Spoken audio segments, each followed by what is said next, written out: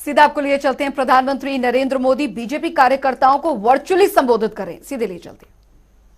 साथियों, आज देश आजादी के 75वें वर्ष में है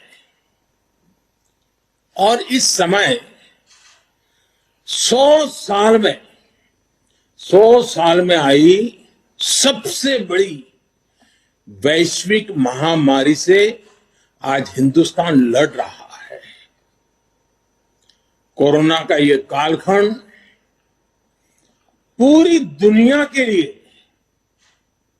अनेक चुनौतियां लेकर के आया है और एक प्रकार से दुनिया उस चौराहे पर आकर के खड़ी है जहां पर टर्निंग पॉइंट निश्चित है।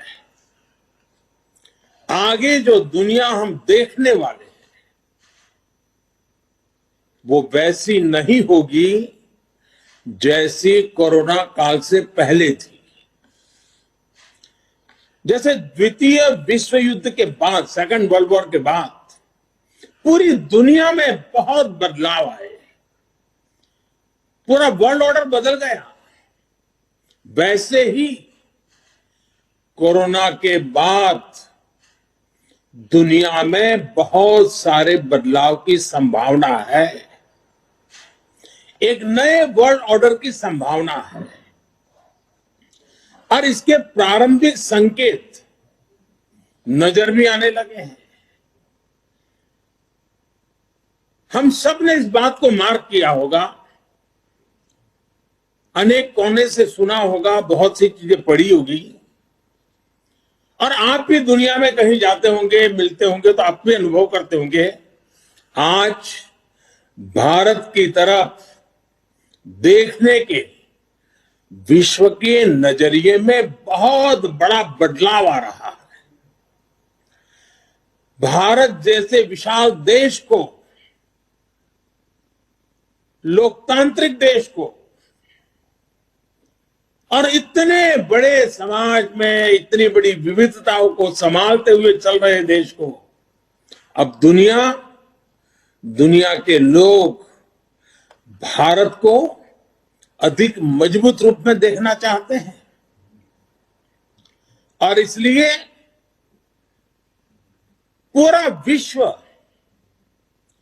भारत के लिए नए सिरे से जब देख रहा है तो हमारे लिए भी आवश्यक है कि हम हमारे देश को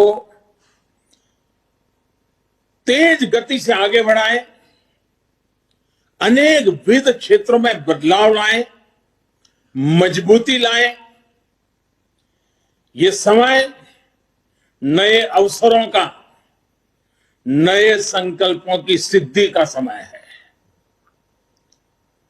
बहुत जरूरी है कि भारत आत्मनिर्भर बने और आत्मनिर्भर तो बने ही, आत्मनिर्भर भारत की नींव पर एक आधुनिक भारत का निर्माण हो। कल जैसा मैंने पहले कहा, निर्मला जी ने जो बजट पेश किया है, बाय एंड लार्ज हम देखें, पॉलिटिकल एंगल अगर हम छोड़ दें तो जो आर्थिक विषय के लोग हैं, समाज जीवन के लोग हैं, अखबारों में भी देखेंगे, कल टीवी चैनलों की डिबेट में देखेंगे, बजट का बहुत स्वागत हुआ है, बहुत सराहना हुई है। और आपने भी देखा होगा कि इस बजट में देश को आधुनिकता की तरफ ले जाने की दिशा में कई महत्वपूर्ण कदम है। साथियों, जब हम आज के बजट की चर्चा करेंगे तो सापेक्ष भी होती है, कुछ तो पुरानी बातों की तुलना करेंगे तब पता चलता है। बीते 7 वर्षों में जो निर्णय लिए गए, जो नीतियां बनी, पहले की जिन नीतियों में गलतियों को सुधारा गया, उस वजह से आज भारत की अर्थव्यवस्था का निरंतर विस्तार हो रहा है। 68 साल पहले भारत की जीडीपी 1,10,000 करोड़ रुपए की थी।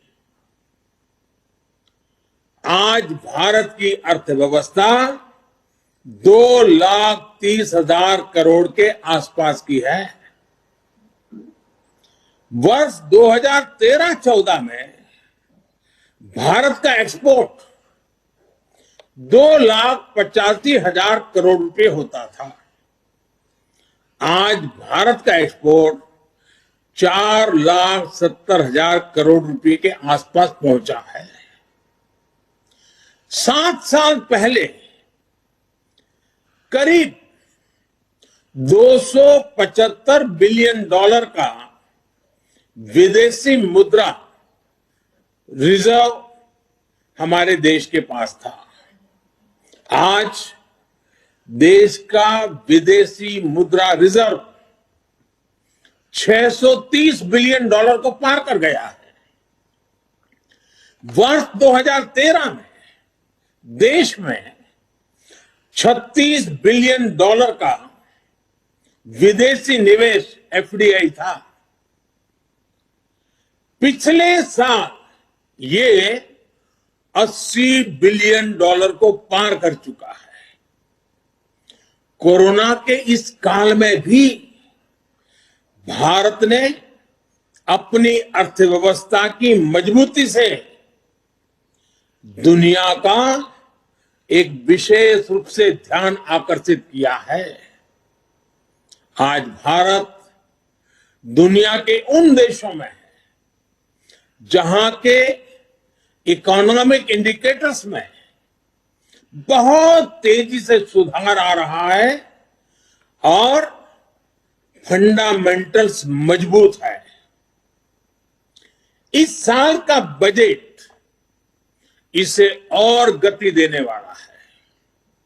साथियों, जब गरीब को मूलभूत सुविधाएं मिलती हैं तो वो अपनी ऊर्जा, अपने विकास, देश के विकास में लगाते हैं। इस बजट का भी फोकस गरीब, मिडिल क्लास और युवाओं को बुनियादी सुविधाएं देने और आय के स्थायी समाधानों से जोड़ने पर है।